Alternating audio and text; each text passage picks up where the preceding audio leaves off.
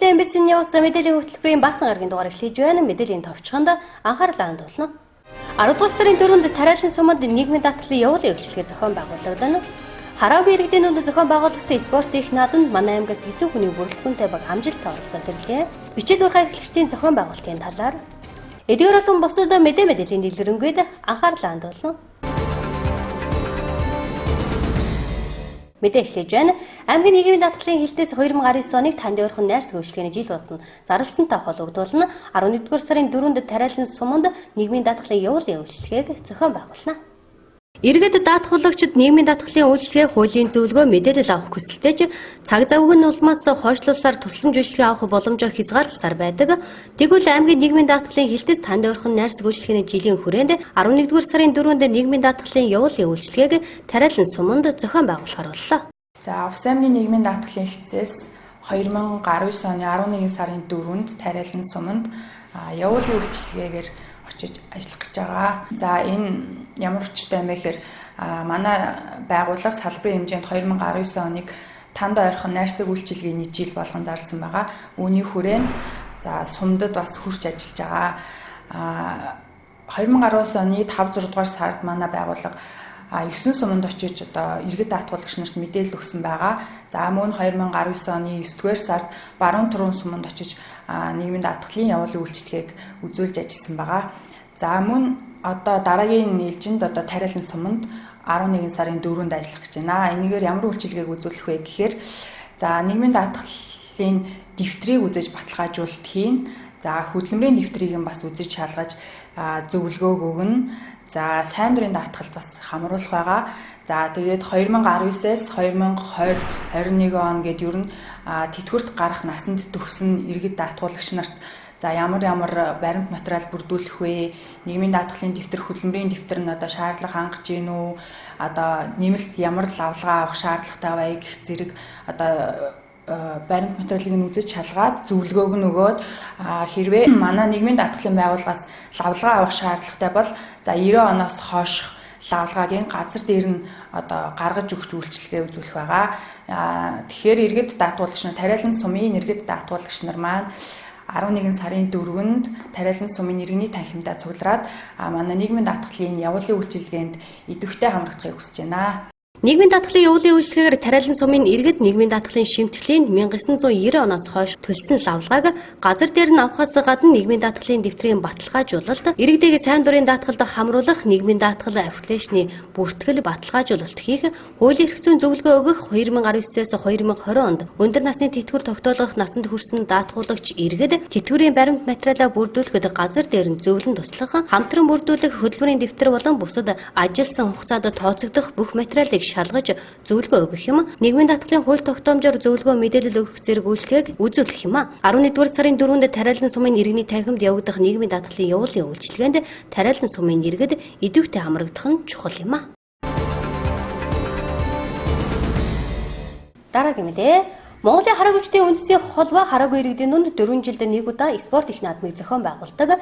Тус наадам 10 дугаар сарын 24-өөс 29-ны хооронд Улаанбаатар хотын хан үйлдвэрт амжилттай зохион байгуулагдлаа. Энэхүү наадамд Увс аймгийн хараагүйчдийн холбооны салбар зөвлөлийн тэргүүн тортогтгоор ахлуулсан 9 хүний бүрэлдэхүүнтэй баг амжилттай оролцоод ирлээ. Монголын хараагүйчдийн холбооны хараагүй иргэдийн дунд 4 жилд нэг удаа спортын их наадмыг зохион байгуулдаг бөгөөд энэ жилийн спортын их наадам Улаанбаатар хотын хан үйлдвэрт 10 дугаар сарын 24-өөс 29-ны хооронд боорнцэг шидэлт, жудо, хонхтой бөмбөг, шоудаун, хөнгөн атлетик, гар барилдаан, даам зэрэг спортын 7 төрлөө зохион байгуулагдлаа. Манай аймгаас спортын их наадамд 9 хүний бүрэлдэхүүнтэй баг амжилттай оролцоод ирлээ. За Монголын үндэсний хараагчдын холбооноос одоо 4 жилд спортын их наадмыг зохион байгуулдаг. Энэ наадам надад сая 10 сарын 24-өөс 29-ны хооронд Улаанбаатар хотод хан үйлдвэрт боллоо. Увс аймгаас болохоор нийт 9 тамирчин оролцсон. Увс аймгаас 5 тамирчин явж оролцоод Улаанбаатар хотоос 4 тамирчин нийт 9 хүний бүрэлдэхүүнтэй оролцож 3 алт 3,4 хүрэл мэдээллийн амжилттайгаар оролцож ирлээ. Энэ спортын наадамд 7 төрлөө зохион байгуулж манайх амжилттай оролцож боорнцэг шидэлтээр алт авч, гар барилдаан дээр жуудаа болон алт авч, хонхтой бөмбөгөөр 2 дугаар хайранд орсон байгаа. За жуудагаар 4 хүрэл авсан. Тэгээд ийм амжилтаар орж ирлээ. Ер нь одоо харааны бэрхшээлтэй иргэдэг спортоор хөгжүүлэх те одоо бидний бас хараагүй хүмүүсээс нийгэмд одоо оролцуулахын тулд бас нэг хөгжүүлэхин тулд спорт байдаг. Бид нар одоо манай Овс аймгийн харагчдын одоо манай байгууллага ер нь бол одоо жилийнхаа төлөвлөгөөг яриад энэ бол улсын чанартай эдийн засгийн уралдаанд одоо 3 дахь удаага явж байна. Аймгийн эдийн зардлыг бол аймаг орнуудад аймгийн хамгийн газар засаг даргын одоо нөөцөөс ингээд гарга шийдэж биднийг бас ингэж жиг төвцаар бас ингэж жигдрүүлсэн байгаа. Энэ төврийн хослоорын хөвслүүлсэн байгаа. Мөн хонхтой бөмбөг одоо энэ жил энэ онд бол одоо Солонгосын Инчээний хотын хонхтой бөмбөгийн холбоотой хамтарч 1 сард Овс аймагт бэлтгэл сургалт хийж тэрнийхээ сурсан мэдснээ сая ясын спорт их наадамдаас хонхтой бөмбөгээр амжилтаа тогтоож 2 дугаараар мөнгөн медаль авсан байгаа. Тэгээд нэр нь яг хуу цаашдаа одоо харааны бэрхшээлтэй иргэдэд биеийн дамираараа хичээлж өлөө үрдэн одоо бидний амжилт бол боломж бол нэг алхам цаана боломж байдаг шүү гэж одоо бусад хүмүүстэн хэлмээр байгаа. Тэгтээ одоо Аз ТВ-д яваад одоо тамирчид минь амжилт гаргаж байгаа. Одоо ирэх жил эрсдэгэд болно. Одоо энэ үйл хаан бэлтгэлд гарч тамирчтай бэлдэж ирэх жил анда олимп болно. Олимпиадад оролцох эрхээ авахын тулд энэ үеэс бэлтгэл сургалтаа хийж Овс аймгийнхаа нэрийг өндөр төрөж явах юм бодолтой байгаа.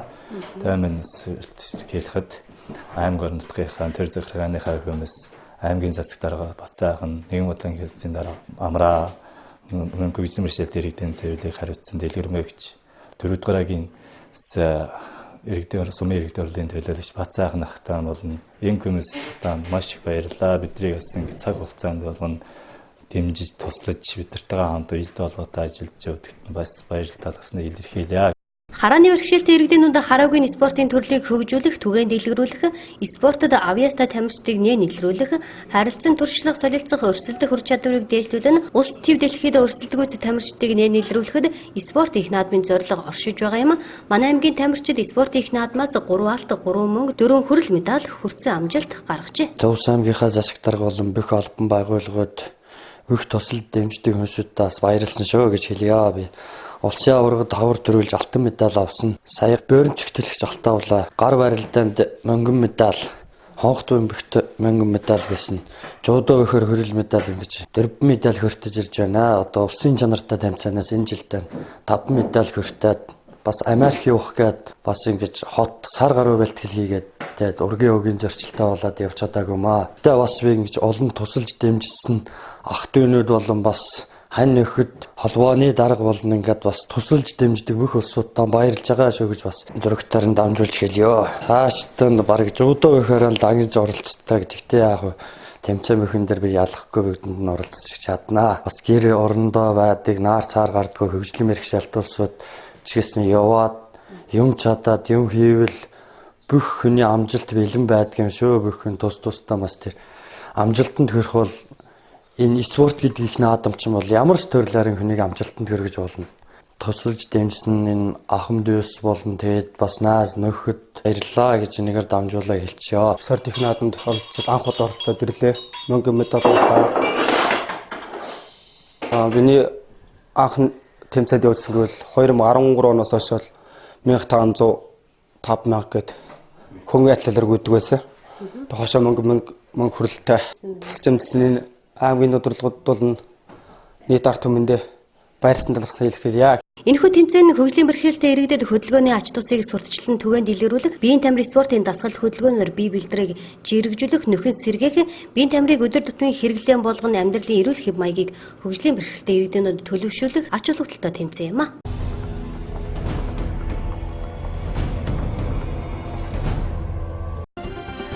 Онцгой байдлын ерхий газраас 2019 оны эхний 10 дугаар сард улсын хэмжээнд гарсан объектын болон ой хэрийн төмрийн нөхцөл байдлын мэдээллийг гаргалаа. Объектын галт төмрийн нийт 3611 удаагийн дуудлага бүртгэгдэж, үүнээс галт төмөр унтраах аврах анги ажилласан 1396, зөрчил 2059, мэдээлэл 161 бүртгэгдсэн байна. Галт төмрийн улмаас 9.4 тэрбум төгрөгийн хохирол учирч 51 хүн нас барж 63 хүн төлөгдөж гэмтэн 578 толгой мал хорогдож 1452 гэр орон сууц шатсан байна. Дээрх галт төмрийн аюулаас аврагч галс өнөөгчд 1034 хүний амнаас Төр аж ахуйн нэгж байгууллагын 53.1 тэрбум төгрөгийн өмч хөрөнгийг авран хамгааллаа. Гарсан галт төмрийн дуудлага мэдээллийг өнгөрсөн оны мөн үетэй харьцуулахад галт төмрийн тоо 19% өссөн. Учирсан охирлын хэмжээ 37% буурсан байна. Харин улсын хэмжээнд гарсан ой хээрийн галт төмрийн тохиоллын хувьд 10 дугаар сарын байдлаар нийслэл Улаанбаатар хот, Аранга, Булган, Баяулгийн дорнод, Доронгов, Дундгов, Дархуул, Завхан, Сэлэнг, Сүхбаатар, Төв, Өвс, Хөвсгөл, Хинти 14 аймгийн 54 суманд нийт 115 удаагийн ой хээрийн галт төмөр гарсан. Үржилсэн байдлаар 50,476.8 га, 261,491.9 га хээрийн талбай, нийт 311,969.7 га талбай төмөрт өртөж 13 байшин 4 гэр шатсан байна. Төмрийн улмаас байгаль экологид 23.7 тэрбум төгрөг, төмрийг унтраахад 449.6 төгрөгийн зардал гарч нийт 24.2 тэрбум төгрөгийн хохирол учирсан байна гэж онцгой байдлын ерөнхий газраас мэдээллээ.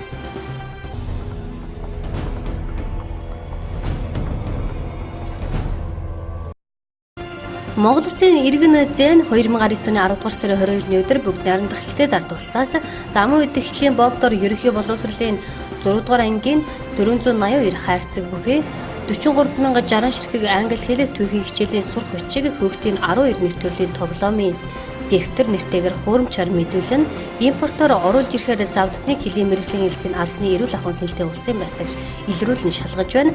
Эдгээр сурах бичгийг Очир пресс компанид хэвлэв гэсэн шошготой хэвлэгдсэн байсан юм.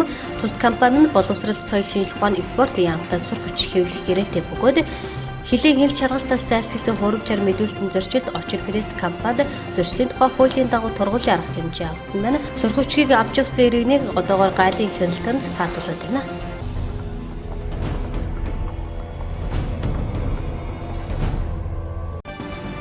Ерөнхий боловсролын сургуулийн сурагчдын амралт ихсэнтэй холбогдуулан цагдаагийн ерөнхий газраас сэрэмжлүүлэг гаргасан байна. Нийслэлийн ерөнхий боловсролын сургуулийн сурагчдын амралт 2019 оны 10 дугаар сарын 28-ны өдрөөс эхэлсэнтэй холбогдуулан бага насны хүүхдийг хараа хяналтгүй гадуур сэлгүүцэх PC тоглоомын газруудад шөнөөрөө цагаар тоглох үүнтэй холбоотойгоор зам тээврийн усал гэмт хэрэг зөрчилд өртөж хохирохоос урьдчилан сэргийлэх зорилгоор сурагчдын амралтыг зөв боловсон өнгөрөхөд эцгийгчүүд та бүхнийг онцгой анхаарахыг цагдаагийн байгууллагаас сэрэмжлүүлж байна. Мөн бага насны хүүхдийг хараа хяналтгүй гэртээ цойжилж орхихгүй байх цахилгааны хэрэгсэл, газ, лаа шүдэнд сайжруулсан түвшний буруу хэрэглэнээс үүднэх хүүхэд эрүүл мэндээр хохирох явдлаас урьдчилан сэргийлэхийг анхаарлаа.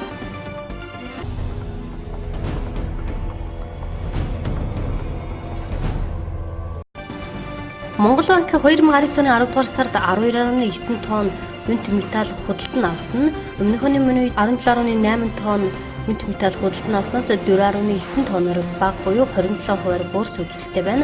Монгол банк 2019 оны 10 дугаар сард 1.7 тонн үнэт металл худалдан авсан ба үүнээс Дархан Улаан аймаг дахь Монгол банкны хэлтээс 51.8 кг үнэт металл, Баянгар аймаг дахь Монгол банкны салбар 58.7 кг үнэт металлыг худалдаж авсан нь өмнөх оны мөн үед 3.4 тонн үнэт металл худалдан авч байснаас 1.7 тонноор буурс үзүүлэлттэй байна. 2019 оны 10 дугаар сард 1 г алт худалдан авах Монгол банкны дундаж нь 128,362.91 төгрөг байсан юм а.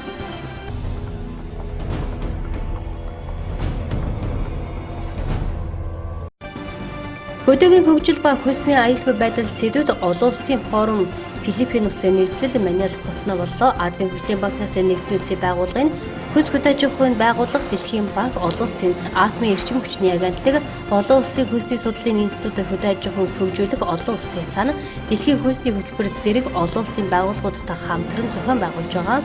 Тус форумд Аз ТV-ийн 30 гаруй орны төлөөлөгчид Монгол улсаас хөлс хөдөөж ахуйн хөнгөн үйлдвэрийн яамны сайд Саул оролцсон. Форумыг нээж Азийн хөгжлийн банкны ерөнхийлөгч хэлсэн үгэндээ хөгжиж байгаа орнуудад цаг уурын өөрчлөлтөнд дасан зохицсон тогтвортой хөдөөж ахуйн салбарыг хөгжүүлэх, үйлдвэрлэлийн бүтээмжийг нэмэгдүүлэх, үр ашгийг нь дээшлүүлэх, хөлсний аюулгүй байдлыг сайжруулах чухал бөгөөд тус банкнаас энэ чиглэлд дэмжлэг үзүүлж хамтран ажиллах болно гэдгийг онцлсан юм. Форумын үеэр Азийн хөгжиж байгаа орнуудын хөлс хөдөөж ахуйн салбар хөдөө орон нутгийн хөгжилд тулгамдж байгаа асуудлууд, тухайлбал дэлхийн дулаалал, цаг уурын өөрчлөлт, ургац алдалт, хүн амын хүнсний хомсдол, шим тэжээлийн дутагдал, хүнсний бүтээгдэхүүний үнийн өсөлт, хот хөдөөгийн хөгжлийг ялгаад зэрэг сорилт бэрхшээлүүд эрсдэл тэдгэрийг даван тул гараа зам нөхцөл боломжуудын талаар хэлэлцсэн юм. Тогтвортой хөгжлийн зорилт 2030-д дэвшүүлсэн зорилтуудыг хэрэгжүүлэхэд улс орнууд болон олон улс бүс нутгийн байгууллагууд хамтын ажиллагаа, хөдөө аж ахуйн салбарт дэвшилтэд техник технологи нэвтрүүлэг, эрдэм шийдлэгийн судалгааны байгууллагуудын идэвхтэй оролцож чухал ач холбогдолтой гэдгийг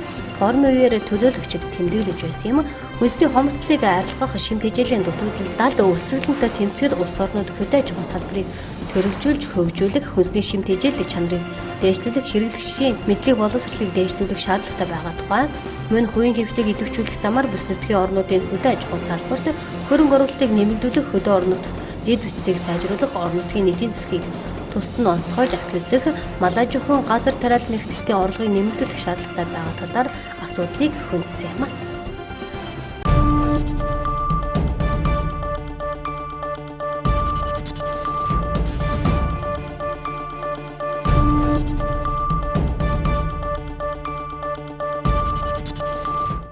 MBC NEWS Мэдээллийн хөтөлбөрөөр тодорхойлол уулангаар үргэлжлэж байна. Тэгэхээр өнөөдрийн тодорхойлол уулангийн зочноор Ус аймаг дахь бичил урхаачдын нэгдсэн холбооны тэргүүн цэцэг болгож оролцож байна. За тэгэхээр танд өнөөдрийн мэндийг хүргэе. За тэгэхээр Ус аймгийн бичил урхаачдын холбоо бас байгуулагдаад 2 жил гарантай болж байна. За 2 жилийн хугацаанд бас ямар ажлуудыг санаачлан хийв энэ талаар бас яриад. За ер нь одоо бол ямар ажил дээр явж байна. Энэ талаар эхлээд мэдээлэл хэрэгтэй хөө тий. За телевиз үзэгч та бүхэнд энэ өдрийн мэндийг хүргэе. За бичлүүр нэгдсэн холбоо байгуулагдаад одоо 2 дахь жилдээ болох гэж байна. Жил өнгөрөөр үйл ажиллагаа явуулж байна. Бичлүүрийн холбоо нь бол Увс аймгийн хэмжээнд 6 суманд үйл ажиллагаа явуулдаг. Сумаар нь тооцоод Улаан өмнө суманд 19, Давстын 1, Харайлан суманд 5, Өмнөгов суманд 4, Түргэн суманд 3, одоо Өмнөгов суманд шинээр 2 нөхрөл нэмэгдээд 6 болж байгаа юм байна. Наран Дулаг суманд 1, Үлгий сумаас нэг нөхрөл нэмэгдэж орж ирж байгаа. Энэ бүгд ингээд бид 33 нөхрөлтэй ингээд үйл ажиллагаагаа явуулж байна. 19 оны байдлаар бол манайхан Тариалан сумын бороо хавцал гэдэг газар бас хаамаа иргэд тэгээд бичлүүр хаачт нийлж үйл ажиллагаа явуулсан. Сая засаг даргын одоо захирамжаар бид 9 сарын 3-нд одоо бууж ирээд Тариалан сумын нутгийг дэвсгэрт байгаа, бороо хавцалд байгаа 17.6 га газарт бид хариуцлагатай бичлүүр хаачт нөхөн сэргээлт хийлээ. Хувь хүний орлогын татварт бол 21 сая 965 мянган төгрөгийг бас сумандаа төвлөрүүллээ. Нөхөн сэргээлтийг бол одоо хариуцлагатай бичлүүр хаачид одоо яагаад би хариуцлагатай гэдээ яриад байна гэхээр энэ хариуцлагатай нөхөрлөлүүд нь болохоор одоо татвараа төлдөг, сум орон нутагт одоо бүтээн байгуулалтанд оролцдог юм уу, нийгмийн одоо нийгэм рүү чиглэсэн үйл ажиллагаа явуулахад бас одоо энэ дээр нийтвэгдсэн, чадварчсан, хариуцлагыг хүлээж чаддаг, эргээд нөхөн сэргээлтийг хийж чаддаг ийм нөхөрлөлүүд хамрагддаг юм аа. За одоо сүүлдээ манайхан 355 гэдэг тогтоол гарсан 9 сарын 18-нд. Энэ тогтоолоор болохоор одоо нөгөө бичлүүр хаачдыг бас одоо нинжа гэдэг одоо бидний ярьж хэлснээр нинжа хоёрын ялгааг бас зөрүү гаргах. Энүүн дээр бас одоо засаг төрийн бодлогоос засгийн газраас одоо тогтвортой бодлого гаргах чиглэлээр бас энэ дээр нэлээд ярилцж байна. За холбоо нь одоо гишүүдийг өөр ажлын байранд шийдвэрлэх бас үйл ажиллагаа явуулдаг. Бидний сая Канада сангийн төслөөр бидний 4 машин Улаангом сумаас сумын тогтвортой бичлүүр хаачт төсөлд хамтарч ажиллаж байгаа Улаангом сум хөгжлийн бодлогын хэлтсээс 2 машин. Ингээд одоо бидний 6 машинтай одоо 8 ажлын байр гаргаад энэ дээр Улаангом суманд үйл ажиллагаа явуулж байна. За Өмнөгов суманд бас одоо 4 оёлын машин байршуулж бидэнд тэнд оёлын цэг хүчтэй нээгээд ирлээ. Тэгээ бид нь ийм арга хэмжээ авч байгаа. За бид нь одоо ингээд манайхан бас одоо олон гишүүнчлэлтэй одоо бол ажлын байр одоо байхгүй.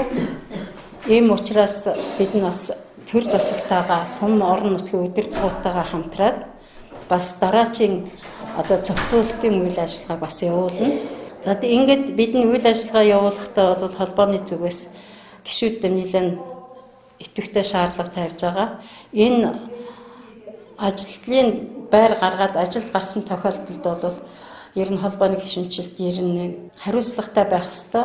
Хариуцлага гэдэг юмгүй байсан учраас бид нь урд эмх замраагүй байдал үүсэх, архитын согтуурах, тэн дээр хүний амнаас эрсдэх, эрүүл мэндээр хохирох, ийм янз бүрийн сөрөг нөлөө гардаг учраас бидний энэ дээр маш зохион байгуулалттай хариуцлагатай бай гэдэг шийдвэрийг гаргаж байгаа. За бид нь бол гишүүдийг бол үнэмлэгчүүлж байгаа. Одоо манай хариуцлагатай нөхөрлөн гишүүд үнэмлэх хувийн хэрэг нээлгэж байгаа. Энэ хувийн хэрэг нь болохоор зэрэг одоо бичлэг уурхайч гэдэг хүн энэ бүх мэдээлэл нь энэ дээр орсон байгаа. Энэ мэдээлэл бол одоо бидний одоо холбогдох албан байгууллагууд тэр бүгдэд одоо очсон байх ёстой. За дараа нь бидний гишүүдэд нэг бүрчлэн үнэмлэгчүүлнэ. Одоо бид Монголын бичлэг уурхай нэгдсэн дээвэр холбоо гэдэг холбоотой хамтарч ажилладаг. Холбооноос бидний одоо нийнжээ бичлэг уурхай хоёрыг ялгаж салгахын тулд бид үнэмлэх хувийн хэргийг одоо ингэж үнэмлэгчүүлж алуу ёсны болгож байгаа. Энэ үнэмлэхийг бол нэг хөв зургийг нагаад энэ дээр регистрийн дугаарыг бичээд ингэж үнэмлэгчүүлсэн байх ийм зохион байгуулалтанд орно. 3 дугаар асуудал бол бидэнд энэ нөхөрлөлтөд алуу ёсоор гэрээ хийж гарна. Энэ гэрээ хийхэд ямар учиртай бэ? Энэ үнэмлэх болгох ямар учиртай бэ гэдэг асуудал хүмүүс ер нь нэлээд тавих байх. Гэрээ бол энд бол хариуцлагын асуудал явж байгаа. Энд нөгөө хууль ус үйл ажиллагаа явуулаад архитектурын согтуураад ингэдэг юмнуудыг чинь энэ дээр нөхөрлөлтөөр бүр дээр ингээд эрх үүргийн ингээд тодорхой гаргаад өгсөн байгаа. Алуу ёсоор гэрээ хийж гаргана. Гишүүдийн үнэмлэх болохоор энэ нийнжээ бичлэг уурхайч хоёрыг гэдгийг юм ил одоо ялгаж салах. Энийг хуваараа нэг яваад байгаа шүү дээ. Энэ гаднаас ингээд гадны аймгийн хүмүүс ирээд тэгэл хамаа замбраагүй байр үүсгээл энэ янз бүрийн асуудлыг зогсоохын тулд бидний ийм ажлыг ингэж хийж байна. За бид нь бас холбогдох бүхэн албан газруудтайгаа хамтарч ажиллана. Энэ дээр бол олон газар байдгийг манай гишүүд ард иргэд бол бас мэдж байгаа байх. Мэргэжлийн гэнтэн газар, цагдаагийн байгууллага, онцгой байдал, байгаль орчин гэдэг энэ бүгдтэйгээ бид нь бас ярилцаж, хэлэлцэж, хамтарч ажилланаа. За тэгээд би энэ 19 онд хийсэн ажлын нэг товчхон танилцуулга хий.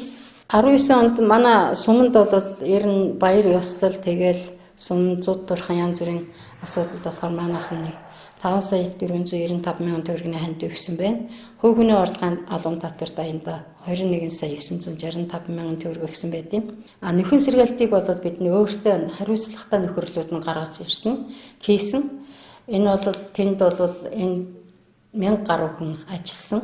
Тэрний одоо үлдэгдэл, тэр үлдээж хайсан нэг шүрүүпийг бол энэ хариуцлагатай нөхөрлөлд нөхөн сэргээлээ.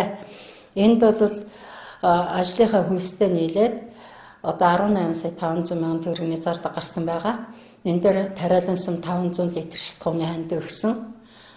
Өмнө сумын хариуцлагатай нөхөрлөлд 650 литр шатхуун ханд өгсөн. Үлдсэн бусад зардлуудыг энэ Бичдуурхаан Увс аймгийн Улаангум суманд амьдарч байгаа. Бичдуурхаан 10-аад нөхөрлөл ингэж босгож энэ үйл ажиллагааг явууллаа. За одоо бидний нөхөн сэргээлтээ одоо алуу ёсоор хүлээлгэж өгнө. Актаар одоо аймгаас, орон нутгаас одоо комисс томилогдсон байгаа. Энэ дээр нэг жоохон хүлээлтийн асуудал гарч байгаа. Энэ нь тариалан сумын засаг дарга нь одоо амралтаараа явсан байгаа учраас одоо энийг төр зүрийн хүлээлт өсөж байгаа. Энийг алуу ёсоор хүлээлгэж өгөөд бидний дараа нь одоо ажилд гарах асуудлаа ярилаа. За одоо энэ бичлэг уурхайгаар үйл ажиллагаа явуулж байгаа. Одоо явуулах сонирхолтой тэр хаамаа иргэд хуваараа автолборлдог олбоонд гишүүнчлэлд нэгдээгүй хүмүүс ирж гэрээгээ хийж үнэмлэх хувийн хэрэг аваараа гэдгийг бас далинд нь зарламаар байна.